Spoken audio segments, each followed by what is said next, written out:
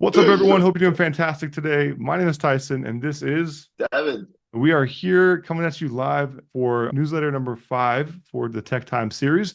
And today we have a couple things that we're going to be touching on. The first thing is going to be updates within the 2.0 platform, things you need to be aware of, right? Obviously, things change, things get updated, and we have two new things that we need to touch on there. We have some industry updates that we need to talk about. There are some things around social media that you definitely need to be up on when it comes to the Olympics specifically, and we'll be getting to that in a second as well. Three last things we got to cover here are going to be the how-tos of today and or this week that you need to be aware of. The custom input fields within ClickFunnels 2.0 are fantastic. We're going to be going over a little bit of a training there and just diving into everything you need to know about that. We have a tool of the week, right? We love tools. I think Devin and I are both super big on our tools and Yeah. what we end up using for builds or just The amount of trials I've started just to test tools and stuff is just unreal. And then you end up forgetting them and you were going to buy yourself a nice snack and then that trial expires and you're like, anyway, No, I feel that pain. I feel like I had at least like 10 subscriptions over the last month that I had to like go in and cancel just because I like to try out different softwares. So I feel that. But finding these new tools is definitely something that we strive for so that you guys can be aware of them and expand your knowledge base a little bit. So the last two things we'll be covering is a question of the week, something that we have gotten a lot of interest or a lot of people mentioning to us throughout the week on maybe our live calls or directly through our live chats that we do. It really depends. But either way, this is a common one that we've seen throughout the week, and we'll be touched on that moving forward. And then the last thing is we wrap things up here for the newsletter itself. We have something pretty special for you. wait, do you really want to tell them? Um, I feel like, this is the last week. We gotta celebrate. We gotta go big. We gotta tell you what is up, what's going Yeah, on right from the get-go, just so you're aware what you're missing out on if you don't do it.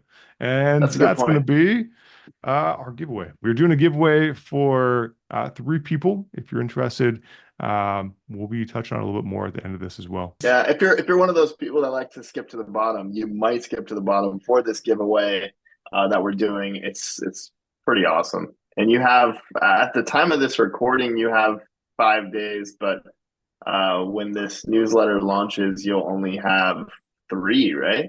4 days? Well, tomorrow, right? Oh no, yeah. Wait. We have 3 days from the time that you see this video because this is technically on a Saturday that we're recording this. So, if you are seeing this and you haven't signed up yet for our giveaway, just go down to the bottom, click on the link, and it's completely free. We're literally just trying to give back to people we've worked with over the past few years. If you are interested in this, if you are looking to make the tech side of things a lot easier in your life, well, we got your back. So just go down to the bottom, sign up. Literally, it is completely free. Okay, let's go ahead and dive into the first section here, which is going to be featured releases within ClickFunnels 2.0.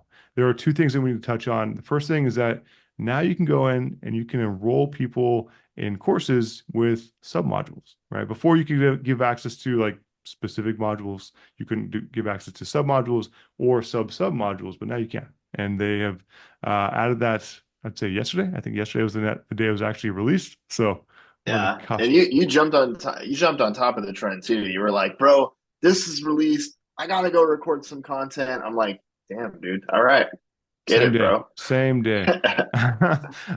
Wrote a whole article on it as well for the entire process for both sides. We're everywhere you can add students or manage enrollments and stuff. There is an article that linked to that specific area in the newsletter. So click on it, enjoy it, check it out if you actually run courses and would like to know how you can expand upon what you're doing. The second thing is that now you have the ability to go in and adjust or address your reply to email addresses in two new locations. So originally you had like the overarching like general settings or default settings for your reply to email addresses, but that was it. You could set that, you couldn't set it anywhere else. You had one option and one option only.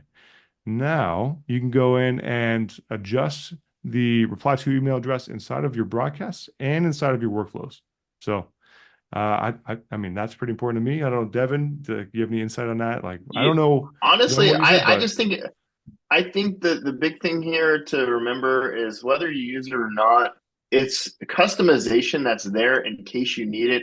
I think from like a agency perspective, if you're building funnels for people, the more features, the better, right? Because there always comes a time where like you're talking to a client, maybe they don't know much about 2.0 and they're kind of relying on you and they're like, can we do this certain thing?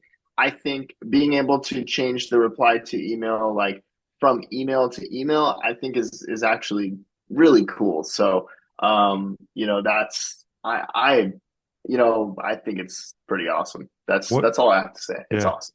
What one use case I could think of is like if you have a support email address as your default, maybe, and then for each broadcast, maybe you're using a specific one for, in our case, maybe we do that like giveaway at repairmyfunnel.com, right? If you reply to the email Mhm. and it goes to that inbox, then we know that you, I don't know, did something, right? If you have certain call to Sure. actions and it goes to a certain location, Yeah. maybe. Good, Awesome. good compartmentalizing for like different buckets and stuff for sure.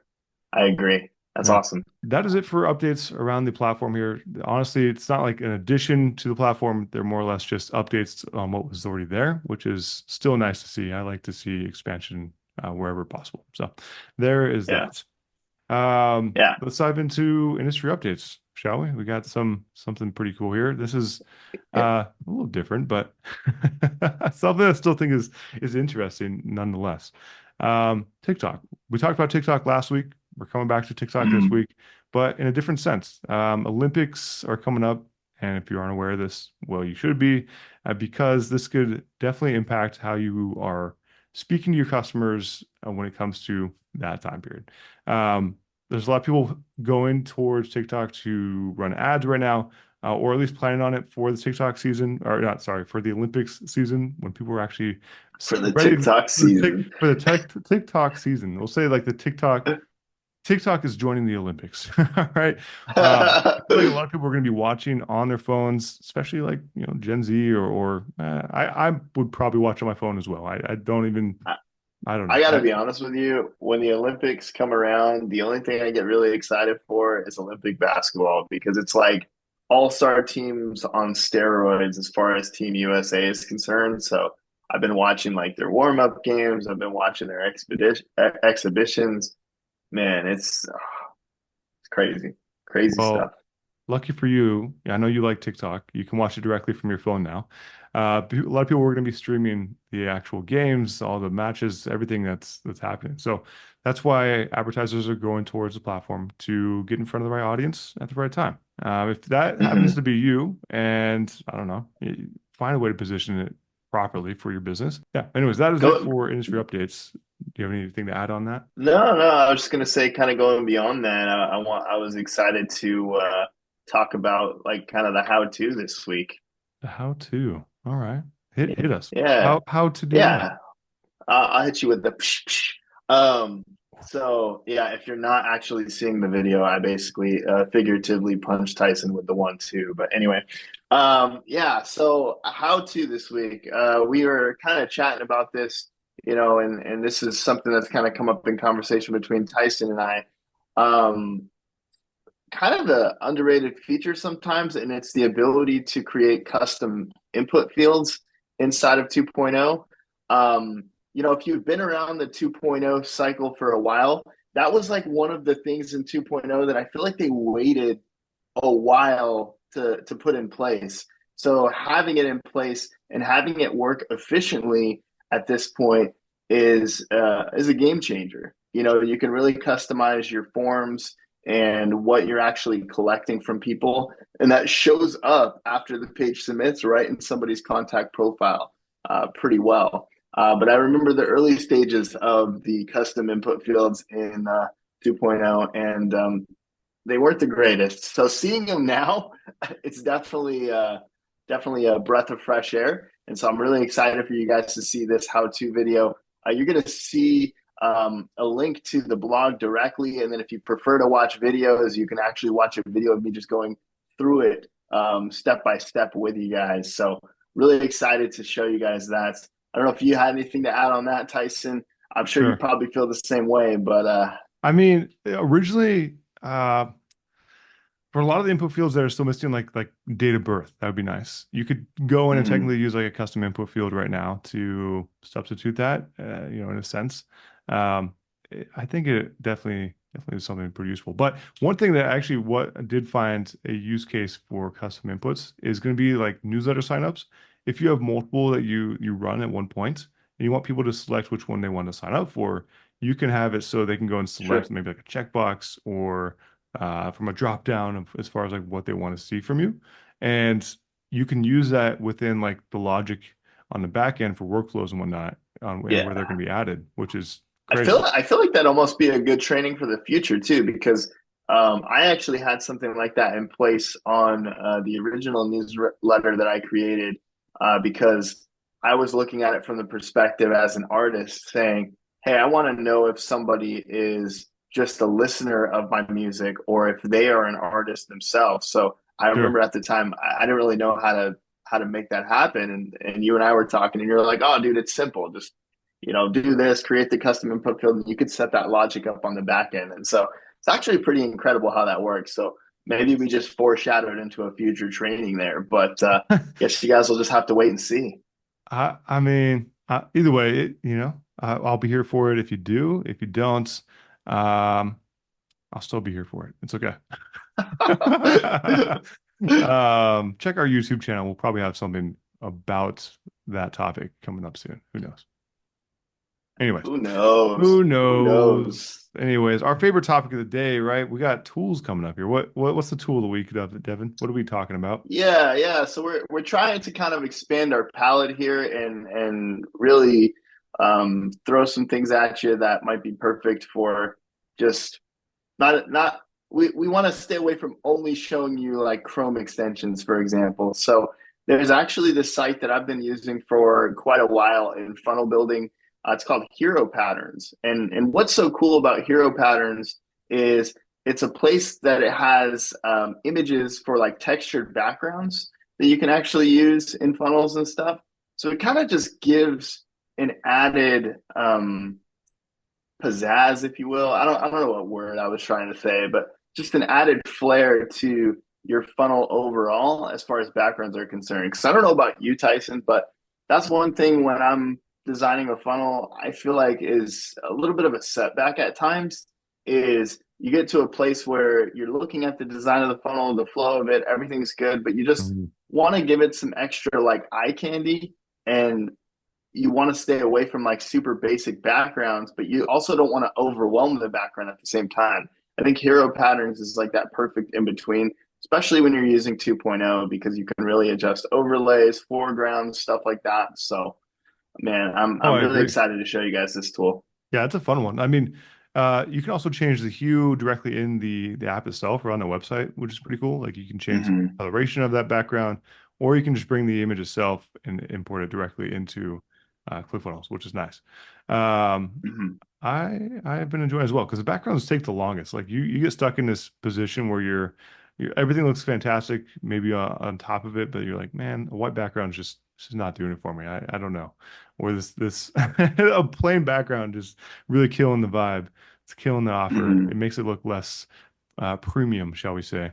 And the right Sure. background makes all the difference. So this is Yeah, a big one for me. I love background or good background resources.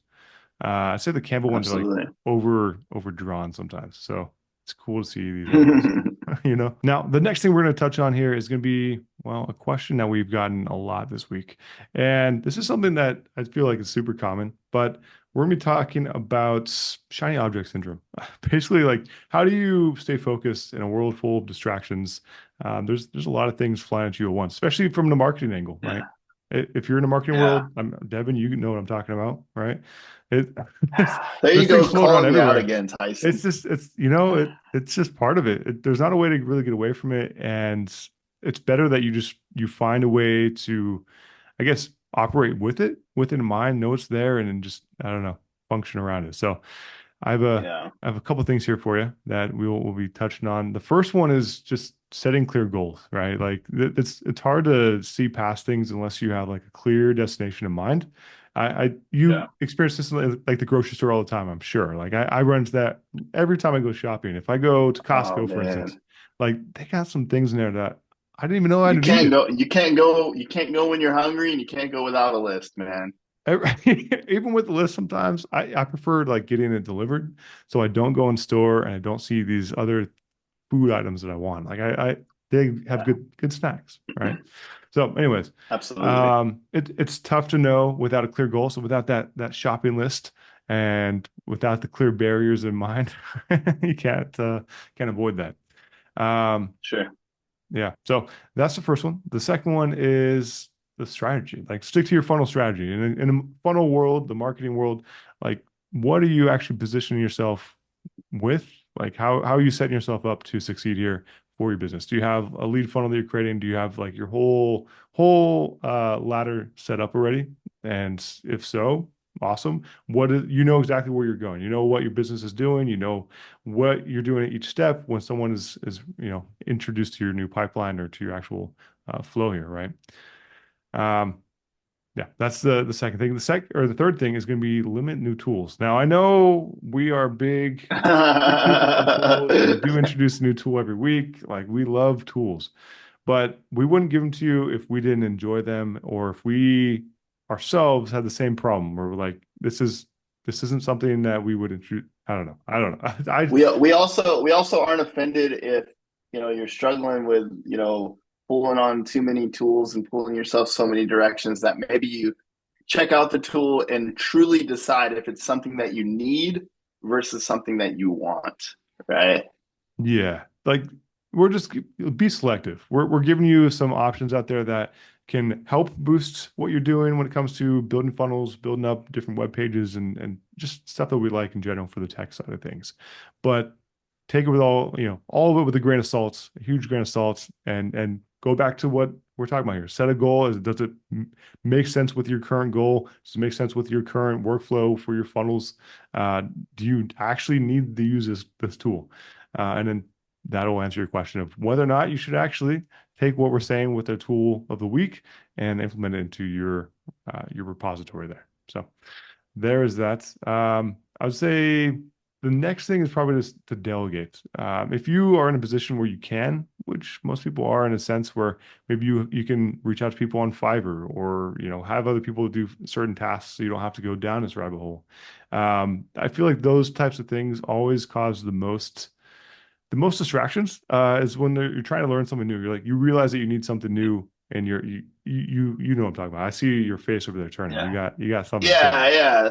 I would say like almost somebody convinces you you need something new. Like we're in a world where you click on one website and you're targeted by 27 people you didn't even know existed that are really good at marketing, right?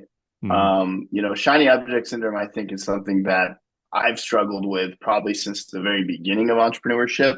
I mean, I got started in entrepreneurship because of shiny object syndrome and didn't even like realize it. Like I didn't know what a webinar was. I didn't know what any of this stuff was. And suddenly I see this guy standing in his garage. If you know who he is, cool. If not, um, you know, you might figure it out. But he was standing in his garage next to all these Lamborghinis talking about His books and books, all I this love, stuff. yeah, all his Yeah. What books. he enjoys more than Lamborghinis, he enjoys books. And suddenly I ended up on a webinar that he was doing a JV with and buying a $3,000 program. And I'm like, how did I even get here? And You ever seen those that videos of like people walk? I've seen like these TikToks lately where people are like walking through like a dealership or something. They trip, like the salesperson trips them. They land on a credit card reader, and then they end up in a car driving out the lot on the last slide or something. I've seen a lot of variations of that, but the ones that I've seen is like every time I try to go work out and the person's all dressed up ready to go work out and he's about to leave the door and he trips and falls backwards and his pillow perfectly places on his couch and then the remote falls into his hand and Netflix turns on automatically. Yeah. Good times. Um, Well, but either way. one thing I'll say though, because I even up till recently, especially having worked a 9 to 5 for so long and like having I would say more stability of a foundation underneath you and then having that taken out from under me, I think the shiny object syndrome started kicking in again because I was like, okay, I need to start reaching for as much that I could reach for to like make sure I'm okay. And I think one of the things that really resonated with me was one, setting clear goals, like you said, and really understanding like what I want, but also like what I need versus like what I think I need, right? And Yeah. then the other thing as well, if it makes sense, if it makes sense, I'll just keep saying if it makes sense, and if like financially it's something that you could put forward, having a mentor, I think, is literally next level to divert yourself from shiny object syndrome. Because like at any point, I'm on path for something and I feel like I need something else. I could literally just like shoot this person a text and they're like, no, this is where you're at, this is what you're supposed to do.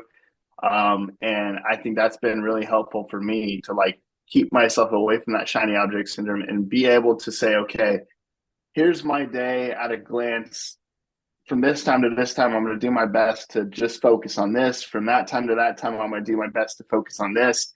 And, Yeah. I think that's been really helpful for me. But I don't know that, shiny object syndrome will go away. I think we just live in a world that really feeds off of shiny object syndrome. And a lot of these advertisers and stuff know it. And so I you mean, just we're have we're to one of those find, people. Like, yeah, I understand. Like, the shiny object yeah, syndrome makes total sense once you're on the other side of it, and you're like, oh, these offers are just awesome. I'm gonna take a little bit of mm, that. Okay, use the shiny object syndrome when you feel yourself being pulled in, bring it into your own offer and reposition yourself, right? Like, it spoke to you. It's gonna speak to other people, right? You can take bits and pieces that sure. you liked from it and repurpose it. So. I don't know, a little twist in this, in a different direction, I guess. Yeah. But Yeah. yeah, I don't know. I think it's good or bad depending on how you look at it. One thing I'll say too to kind of wrap this point up is what's been really helpful for me is understanding myself and what triggers that shiny object syndrome. And one of the big things is fear. So naturally, let's say you buy a course and you're really trying to dive in and learn whatever concepts they teach you and then go implement it, right? The learning part to me is easy. Oh, Mhm, I could watch stuff all day, right? mhm, Then once you get to that hill and you're at the very top and it's time to implement, there's a lot of friction that comes because it's not as cut and dry and as easy as what they're teaching you, because they're teaching you from a perspective of having done something for a very, very long time. So, of course, just starting out, you're going to hit these bumps in the road that create this friction. And one of the things I like to think about is not so much that there's this clear path between where you start and success. Like, let's say success is at the very end. I always picture failure somewhere in between, of like, you kind of have to fail. People always say fail forward. That's kind of how I picture it. You kind of have to fail forward in order to get to the finish line, to get to that success point. And so just knowing when to stop learning and start implementing and not being afraid of that friction and those points of failure, because those are lessons. That's mhm. truly all they are. If you just forget how intense that word is and just remind yourself these are just lessons to teach me something so that I can continue to move forward, I think you'll be good to go. Definitely. Oh, that's a major point to touch on there. Like, people run away from that feeling, but honestly, you get the most growth from that feeling after that. Like, I feel like that's where all that transition point comes, is like literally moments after that feeling. So Yeah. yeah, Yeah. You gotta but go after the no versus the yes sometimes. I'm okay with that. Yeah. Yeah. Yeah. Totally okay with that. But today we're all about yes. And the yes that we're talking about is yes, we're doing a giveaway. I know you're asking, and we are still doing this giveaway. Today's actually the last day that we'll be announcing this. By the time you see this, you have 3 days. So you said 3 days for them to actually sign up. Yeah, I think it's 3 days. Yeah, Yeah. So because take we're advantage. we're announcing it on your birthday, right? My birthday? Yeah, heck yeah. On the 25th is when we'll actually be going in and announcing the winners for this. If you're interested and you have not signed up yet, do so. It's completely free. We're literally just trying to give back. We've worked with most people that we talk to around this, and we want to give back. We want to make sure that you're set up and ready to go within your business. The tech side of stuff is usually what people get hung up on the most, and we're taking that out of the equation. So if you're interested, just again, click the link. It's completely free. It's free, no catch. I'm telling Seriously, you, this is there's awesome.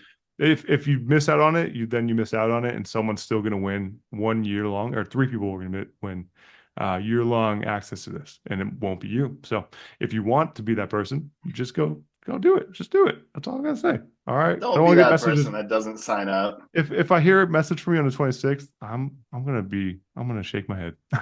That's all I can do. But that is it, guys. Thank you for watching and thank you for hanging out with us this week as we wrap things up here. Um, have a happy Monday, have a happy week, and we'll catch you next week. See you guys next week.